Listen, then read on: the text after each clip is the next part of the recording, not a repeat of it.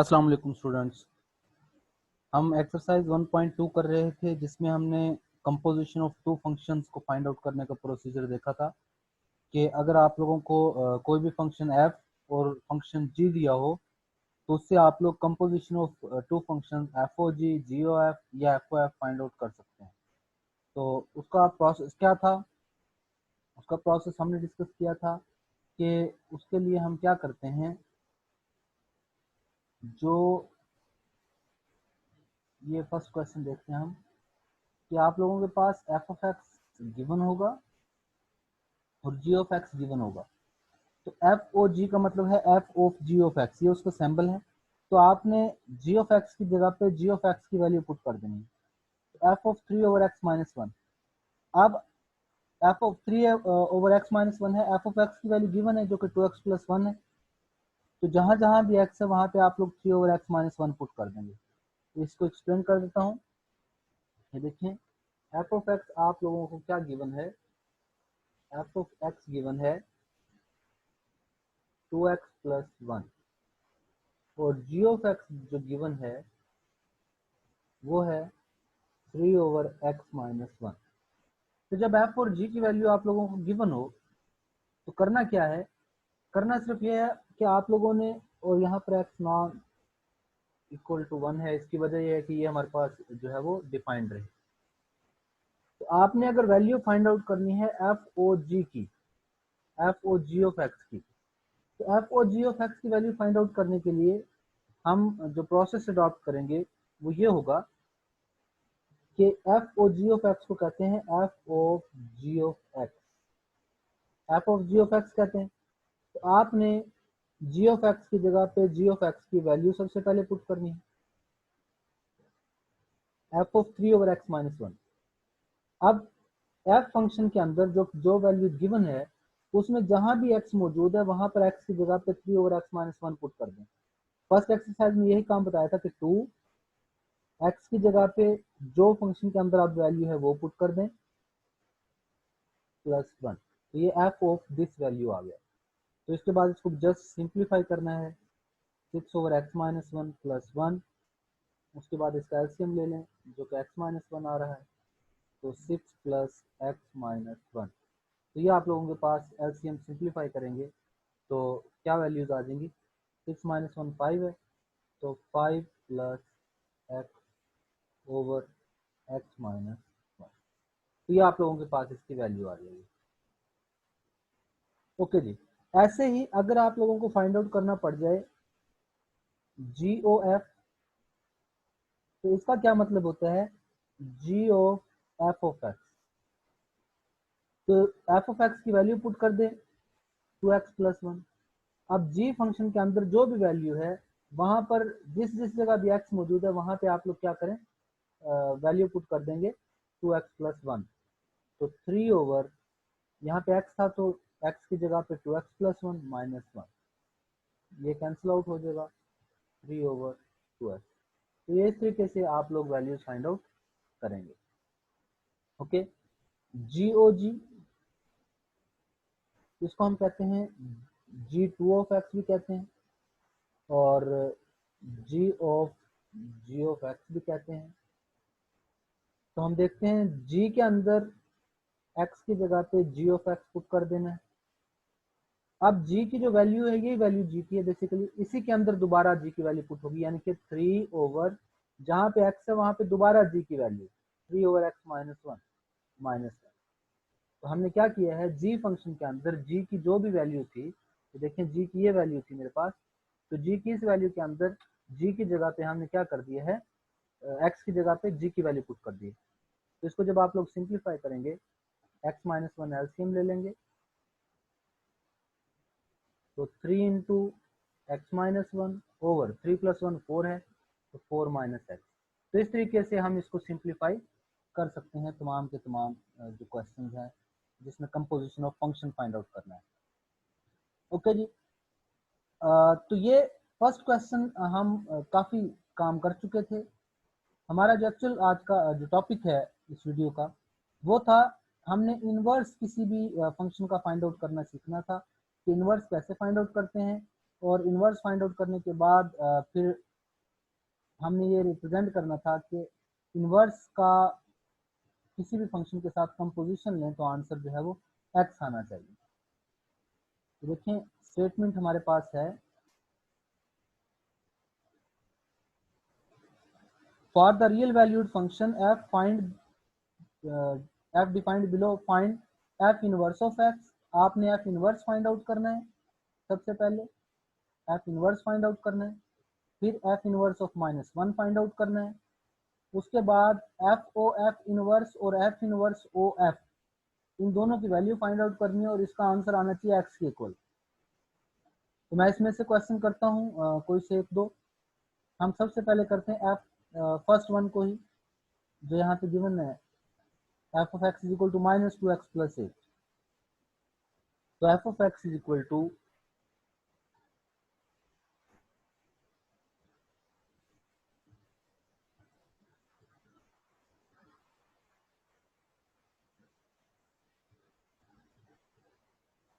F of x is equal to -2x + 8। अब याद रखें कि अगर हमारे पास एफ ऑफ एक्स कोई एक फंक्शन होता है एक्स से वाई में, तो एफ इनवर्स जो फंक्शन होता है वो फ्रॉम वाई टू एक्स होता है। और किसी भी फंक्शन की, जो एक्स है हमारे पास किसी भी फंक्शन की डोमेन है, और वाई जो है क्रॉसपॉन्डिंग एलिमेंट ऑफ वाई, वो रेंज बन जाती है। लेकिन जब इनवर्स फंक्शन लेते हैं तो इनवर्स फंक्शन में जो वाई होता है ये हमारे पास डोमेन होती है, और जो रेंज थी फंक्शन की वो इनवर्स फंक्शन की रेंज हो जाती है। जो डोमेन थी वो रेंज हो जाएगी और जो रेंज थी वो डोमेन। ये देखें एक्स से वाई पे था तो ये डोमेन थी, ये इसके क्रॉसपॉन्डिंग एलिमेंट रेंज थे। तो अब इनवर्स फंक्शन में ये डोमेन बन जाएगा वाई फंक्शन, और एक्स जो है ये हमारे पास रेंज बन जाएगा। ओके जी, F of x is equal to -2x + 8। आपने निकालना है इनवर्स फंक्शन। इनवर्स फंक्शन के लिए सिर्फ दो स्टेप आपने याद रखने। क्या? जो आप लोग वेल नोन डेफिनेशन यूज करते हैं कि y is equal to F of X. तो यहाँ से x की वैल्यू क्या होगी? x आ जाएगा एफ इनवर्स y। पहले एक स्टेप में आपने y की वैल्यू पुट करनी है, अगले स्टेप में x की वैल्यू पुट करनी है, और आप आंसर के बहुत करीब आ जाएंगे। F of x is equal to -2x + 8। आपने पहला स्टेप ये करना है कि F of X equal to y put कर देना है। तो एफ ऑफ एक्स की जगह पे y पुट कर दिया, और यहाँ से x की वैल्यू फाइंड आउट कर लेनी है। 2x को आप लोग लेफ्ट साइड पे ले आए तो ये आ जाएगा 8 - y। तो x की वैल्यू यहाँ से क्या आ गई? 8 - y/2। तो x की जो भी वैल्यू आएगी हमारे पास यहाँ पर, अब आप लोगों ने x की जगह पे f इनवर्स y पुट कर देना है। x की जगह पे क्या पुट कर दें? f inverse of y। ये लीजिए आपका आंसर आ गया। इनवर्स फंक्शन की वैल्यू आ गई है, लेकिन मुझे f इनवर्स ऑफ y नहीं चाहिए था, f इनवर्स ऑफ x चाहिए था। तो आप क्या कर देंगे? लास्ट स्टेप में जाके रिप्लेस x एंड y, यानी कि x y की जगह पे आप लोग x पुट कर दें। ये आ जाएगा f inverse of x is equal to 8 - x/2। तो ये इनवर्स फंक्शन ऑफ x मेरे पास आ गया है। ओके जी, हमने अब f ऑफ x के लिए जो f ऑफ x गिवन था, जो कि -2x + 8 था, उसके लिए इनवर्स फंक्शन फाइंड आउट किया है 8 - x/2। अगला स्टेप ये है कि हमने f inverse of -1 find out करना है। तो जहां जहां भी x था वहां पे आप लोग -1 पुट कर दें इस इनवर्स फंक्शन में। 8 - -1/2, तो ये हो जाएगा 9/2। ओके जी, हमारे पास फर्स्ट जो टारगेट था और सेकंड टारगेट ये हमने अचीव कर लिया। अब इसके बाद क्या करना है? इसके बाद हमें एफ ओ एफ इनवर्स और एफ इनवर्स ओ एफ, और इनका आंसर एक्स चाहिए। तो पहले मैं इसको सॉल्व कर लेता हूँ, एफ ओ एफ इनवर्स को। एफ ओ एफ इनवर्स का मतलब है f O f inverse of x. अब आपके पास एफ इनवर्स ऑफ एक्स की वैल्यू मौजूद है। एफ इनवर्स ऑफ एक्स है 8 - x/2। तो आंसर आ गया एफ ऑफ 8 - x/2। तो एफ के अंदर जहां भी एक्स था वहां पे एक्स की जगह पे ये वैल्यू पुट कर दें। तो देखें एफ ऑफ एक्स के अंदर एक्स जहां पे भी था वहां पे आप लोग ये वैल्यू पुट कर देंगे। तो आपके पास -8 प्लस एक्स प्लस 8 ये आंसर आ जाएगा। ओके जी, तो पहली बात मैंने प्रूव कर दिया कि एफ ओ एफ इनवर्स का आंसर आ गया एक्स। इसी तरीके से कंपोजिशन एफ इनवर्स को पहले और एफ को बाद में रखते हैं। F inverse of F of X, तो F inverse of F of x की क्या वैल्यू है, -2x प्लस 8। तो एफ इनवर्स के अंदर जो हमने एफ इनवर्स फाइंड आउट किया था उसके अंदर जहां पे भी एक्स मौजूद है उस एक्स की जगह पे आप एफ ऑफ एक्स की वैल्यू पुट कर देंगे। तो एफ इनवर्स एक्स था 8 माइनस एक्स की जगह पे -2x plus 8 minus x over 2। तो बस इसको सिंप्लीफाई कर लेंगे हम। तो सिंप्लीफाई करने के बाद जो हमारे पास एंड रिजल्ट आएगा वो अल्टीमेटली एक्स ही आएगा। तो इसका मतलब ये हो गया कि एफ ओ एफ इनवर्स और एफ इनवर्स ओ एफ दोनों का आंसर हमारे पास क्या आता है, एक्स आता है। तो ये हमारा लास्ट टारगेट था इन क्वेश्चन में जो हमने अचीव कर लिया। ठीक है जी, तो इसी तरीके से फर्स्ट क्वेश्चन जो है हमारा कंप्लीट हो जाएगा। एक और क्वेश्चन कर लेते हैं इसी टाइप का जिसमें एफ ऑफ एक्स क्या गिवन है, 3x क्यूब प्लस 7। तो इसके लिए आप लोगों को जस्ट 2 स्टेप्स बताए हैं कि y is equal to F of x और x is equal to f inverse of y। तो आपने एफ ऑफ एक्स की जगह पे y पुट करना है और इसको सिंप्लीफाई करते हुए x की वैल्यू फाइंड आउट करनी है और x की जगह पे एफ इनवर्स y पुट करना है। तो इसको x की वैल्यू फाइंड आउट करने के लिए क्या करना पड़ेगा, 3x cube is equal to y minus 7, x cube is equal to y minus 7 over 3। तो इसका मतलब ये हो गया कि x की वैल्यू मेरे पास आ गई y minus 7 over 3 whole power 1 over 3, क्योंकि क्यूब रूट लेंगे तो x की वैल्यू आ गई। ओके, एक काम हमने कर लिया कि हमने x की वैल्यू फाइंड आउट कर ली है। अब x की जो वैल्यू हमारे पास आ गई है तो अब हम x की जगह पे क्या पुट कर देंगे, f इनवर्स ऑफ y। तो इसका मतलब ये हुआ कि f इनवर्स ऑफ y आ गया y minus 7 over 3 whole power 1 over 3। और फिर क्या कर देंगे, रिप्लेस करेंगे y की जगह पे x। तो f इनवर्स ऑफ x मेरे पास आ गया x minus 7 over 3 whole power 1 over 3। f inverse of x आ गया, f इनवर्स ऑफ -1 अगला टारगेट था, x की जगह पे -1 पुट कर दें तो -8 ओवर 3 होल पावर 1 ओवर 3 अगला टारगेट अचीव हो गया। इसके बाद क्या था, f O f inverse of x, ये होता है F of f inverse of x. F of f inverse of x क्या वैल्यू हमने फाइंड आउट की है, वो फाइंड आउट की है x minus 7 over 3 whole power 1 over 3। अब आप लोगों ने एफ फंक्शन एफ के अंदर एफ की जो भी वैल्यू है, एफ की ये वैल्यू है, एफ की वैल्यू के अंदर जहां कहीं भी एक्स है वहां पे ये वाली वैल्यू पुट कर देंगे। तो ये आ जाएगा 3 इंटू एक्स क्यूब की जगह पे x minus 7 over 3 whole power 1 over 3। ये सारा एक्स की जगह पे पुट हो गया और सारे का क्यूब भी है प्लस 7। तो क्यूब और क्यूब रूट एक दूसरे को कैंसिल आउट कर देंगे, 3 को कैंसिल आउट कर देगा। तो ये बच गया है एक्स माइनस 7 प्लस 7 जो कि क्या आ गया है, देखें एफ और एफ इनवर्स की वैल्यू क्या आ गई है, एक्स। ऐसे ही हम एफ इनवर्स को एफ फाइंड आउट करने की कोशिश करते हैं तो वो क्या आएगा, F inverse of F of X. तो जब F inverse of F of x find out करेंगे तो वो हमारे पास जो वैल्यू आएगी वो इस तरीके से आएगी कि आपने एफ इनवर्स के अंदर एफ की वैल्यू पुट कर देनी है और एफ की वैल्यू हमारे पास क्या है, 3x क्यूब प्लस 7। ओके, तो एफ इनवर्स के अंदर जहां कहीं भी x है, x माइनस 7 है, तो 3x क्यूब प्लस 7 ये x की जगह पे आ गया है x इनवर्स में। एफ ऑफ एक्स इनवर्स के अंदर ये देखें एफ ऑफ एक्स इनवर्स ये है, x की जगह पे क्या आ गया 3x cube plus 7 minus 7 over 3 whole power 1 over 3। Okay जी, 7 कैंसिल आउट हो गया तो 3x cube over 3 whole power 1 over 3 cancel out हो जाएगा, क्यूब और क्यूब रूट कैंसिल आउट होकर हमारे पास आंसर इसका भी x आ जाएगा। इसका मतलब ये हो गया कि हम कह सकते हैं एफ ओ एफ इनवर्स या एफ इनवर्स ओ एफ इसका आंसर हमेशा क्या होता है, एक्स होता है। इनवर्स फंक्शन और किसी फंक्शन की कंपोजिशन ले तो हमारे पास उनका जो आंसर आता है वो एक्स आता है। तो इस टाइप के क्वेश्चन हैं जी हमारे पास क्वेश्चन नंबर 2 में। और लास्ट क्वेश्चन जो है वो अगेन डोमेन और रेंज रिलेटेड है हमारे पास। क्या है डोमेन और रेंज रिलेटेड, कि हमने दिए गए जो फंक्शंस हैं उनकी डोमेन फाइंड आउट करनी है और रेंज फाइंड आउट करनी है, लेकिन एज इट इज नहीं फाइंड आउट करनी। जो हमारे क्वेश्चंस हैं वो ये कहते हैं find the domain and without finding the inverse state the domain and range of f inverse.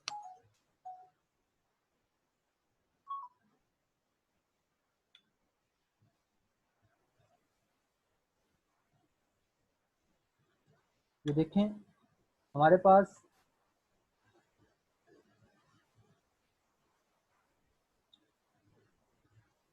अब हमने जब इनवर्स फंक्शन की डोमेन और रेंज फाइंड आउट करनी है तो हमें फंक्शन दिया गया है